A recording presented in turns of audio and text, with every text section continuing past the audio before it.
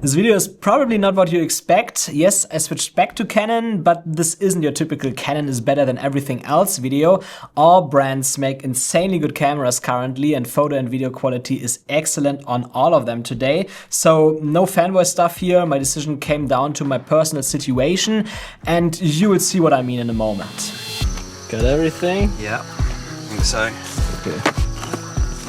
Bird height 12, 2.2 kilometers. Should probably translate. We don't have internet, so we can't translate shit here. It's so good about Thailand. You always find some locals that help you. It's the most unique looking lens I ever had in my hands. Like a beautiful bokeh off that. You know, it's really like an anamorphic lens without a, you know, without being an anamorphic lens. It's like a real. So it's not an anamorphic lens. It's like a anamorphic. Yeah, anamorphic. It's got the same kind of bokeh though, you know, the same kind of really nice.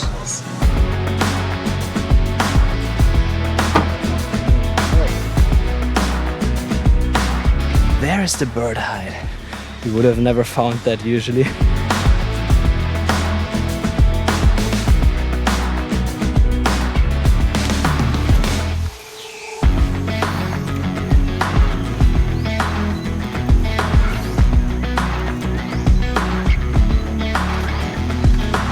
We had quite a bit of luck, like it's generally almost impossible not to spot any wildlife and especially birds here in that bird hide. But I especially came for that mouse deer, and it was directly there when we arrived, like actually on the minute. So much luck.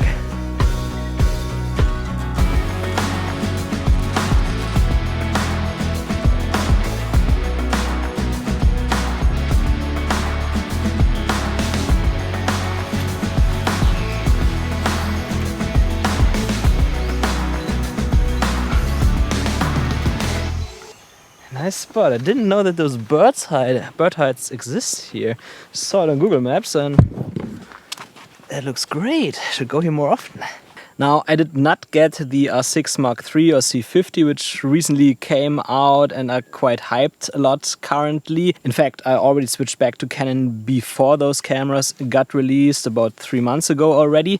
And I got the R5 Mark II and the Canon R8, so cameras that are already a bit older. And that's intentionally because when the R5 Mark II came out, of course I eyed it directly because it looks like pretty much a perfect mirrorless or hybrid camera. Obviously, high megapixels, 4K 120, oversampled 4K, 8K, high dynamic range, etc. Like it's a great camera, but I switched camera systems so often before that I didn't want to switch systems or even just buy a new camera just because a new great camera has been released. That's why I was quite reluctant at first when the R5 Mark II came out, and I stopped watching all the review videos. In fact, I only watched, I think, 2 or 3 videos about this camera, and then I just avoided it completely. So the reason is clearly not the hype that Canon currently gets. In fact, I was a bit worried that I might regret my decision when the Sony a7 IV comes out, which just got released a couple of days ago. I can already say I do not regret my decision. Luckily, I was really worried. So let's come to why I actually switched. Man, this one is really big. I've always been like interested in insects, and I call it all the small stuff that makes the big stuff work. They need friends as well, you know, because they're not cute and cuddly. And True. So why did I switch back to Canon? You kind of saw it already. The reason is actually that I want to get more into wildlife.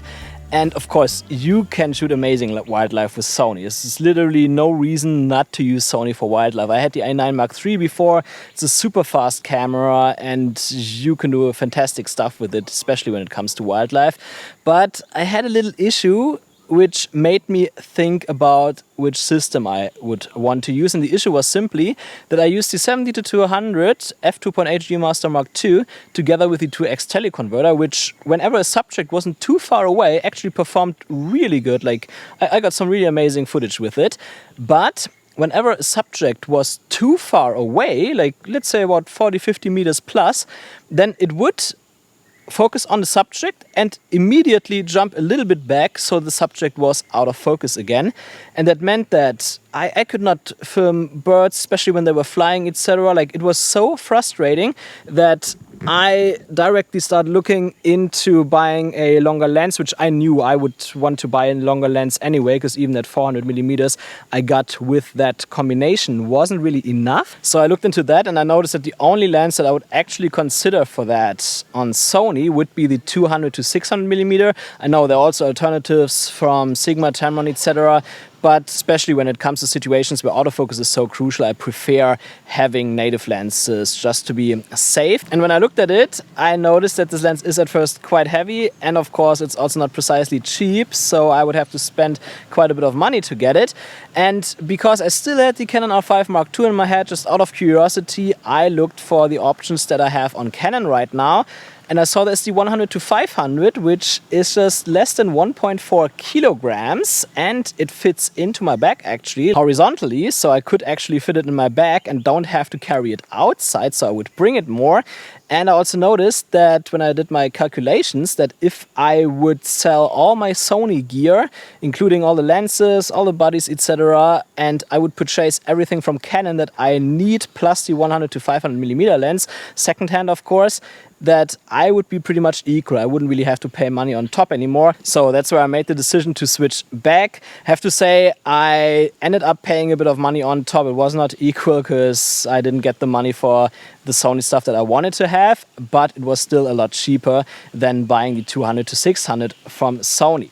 The mouse deer came back. Came back. Like the second you left. Yeah. Oh man.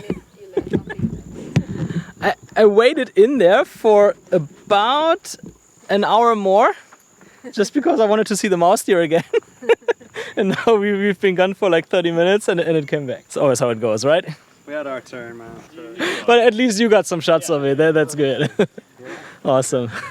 And now you might think, oh, second hand, it's not that good. But actually, it is new. Like, there's not a single scratch on the gear, etc. So it was totally worth doing that. And I also have the benefit now that I have 8K and 45 megapixels, so I can crop 2x, what essentially means that the 100 to 500 gets me to 200 to 1000 millimeters with the R5 Mark II. So I don't actually even need a teleconverter anymore. But if I want one, I could use the 1.4x and get to up to 1400 millimeters. And that's probably all I really need for the foreseeable future. And yeah, that's why I switched to Canon. It's not like the usual stuff that you probably expected, like, oh, Canon skin tones and oh, the image has so much 3D pop and all of that stuff. No, it's really just about my personal situation currently, both financially and what I want to do with my gear. I think this is how you should make your decision, what system to choose and if you should switch or not. Like, ask yourself what you want to do with your camera, what options do you have out there when it comes to the system, when it comes to lenses especially, but also probably some other stuff, and budget of course, and then make your decision based on that. Like, we're living in times really where it doesn't matter quality-wise anymore which camera manufacturer you choose. And that also leads me to the current situation of the camera market, which I would say let's come to next. And yeah, I noticed that the R5 Mark II, at least with the 15 to 35, is definitely a bit heavier than Sony. I usually prefer vlogging with the R8 in that lens because I feel it in my arm. Like, that's definitely a downside of Canon. At least the 15 to 35 could be a bit lighter. Playing around with the DJI Osmo Nano right now. See where I can attach that. That could work.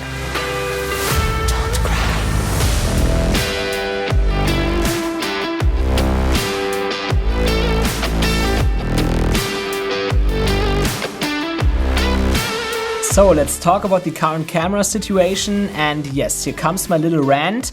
I've been shooting Sony for the last year and a half, and honestly I've been perfectly happy with it. Great quality, great dynamic range, great low light, best lens lineup out there, cableless shotgun mics. It's a fantastic system. Apart from that autofocus issue with the 70 to 200 plus teleconverter combo, I really had no complaints, and the stuff that I will mention now is just stuff that came into my mind the past few days, especially after the launch of the the A7 Mark V, because now I do feel like Sony has gotten a bit lazy, not because their tech is bad, it's great, it's because they're in such a dominant position that they are holding features back while every other brand is pushing forward. Canon, Panasonic, Nikon, Fujifilm, they are all giving you pretty much everything their cameras are capable of. 6K, 7K, open gate, ProRes, RAW video, and in Panasonic's case even cropless stabilization, what is basically a built-in gimbal, like I tested it recently in a shop. Here, my $800 Fujifilm X-M5 does 6K open gate.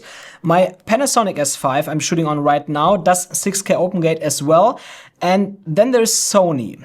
A9 Mark III, a $6,500 camera I purchased for the full price, does not include 6K at all, not even as an optional mode that keeps the menu simple for beginners, which I would understand. It's clearly fast enough, it's clearly capable, and that frustrates me now that I think about it. Like a few years ago, people talked about Canon's cripple hammer because of the time-based instead of temperature-based overheating. There was a very stupid mistake and they fixed it, but Sony's crippling now feels intentional. The hardware can do it, the software just doesn't allow it, and that's wild considering how much cheaper Fuji and Panasonic bodies already offer those features. And they also didn't even bother giving the A7 Mark V the A9 Mark III body, which in my opinion is the only actually ergonomic body Sony has ever made. Canon, Panasonic, Nikon, they all have pretty ergonomic bodies that feel great in your hands, but Sony A7 series, not at all. Now, to be clear, you don't need 6K, 7K or open gate to make great videos, but the moment you have those modes, you start using them. Like I use 8K on the R5 Mark II quite a lot because being able to crop in 2 times essentially looks like a second camera angle, and that is quite useful occasionally. And same with this video. My S5 Mark II is recording in 6K open gate right now, so I can crop in 170 to 180% if needed, and it still looks good. So these features are not essential, but they are helpful, and that's why Sony's approach just feels bad at the moment. They are the only manufacturer not giving you everything the hardware can clearly do, what is not great practice. But again, I mean this constructively. I'm not telling you to abandon Sony. If you're happy with Sony or you think it's the right system for you, stay or go with Sony. You will be happy with them. They still have the best ecosystem, and that is very valuable. I don't care at all what camera you shoot as long as you're happy with it, and I like watching your videos, what has nothing to do with the camera you use. I just hope Sony listens and either unlocks more features in future cameras, or even better, come up with firmware upgrades for their current users. That would be best practice. So this rant is purely to put a bit of pressure on Sony so they improve, not to tell you to switch systems. So let's wrap it up. Every major camera brand makes great cameras today, so don't obsess over image quality, focus on the system, your situation and your budget. If you chase every new camera release you see hyped on YouTube, you will never stop buying cameras. I fell for this trap in the past. For me right now, Canon simply makes the most sense, and I'm really happy with the R5 Mark II and R8 so far. So let me know in the comments what system you're using or thinking about switching to. It's always good to hear different perspectives. And if you want to learn something that matters a lot more for filmmaking than your cameras, watch this video here. It's where I show you how I turned over 300 random clips shot over 3 months into one final story-driven video. That's the stuff that really makes a difference.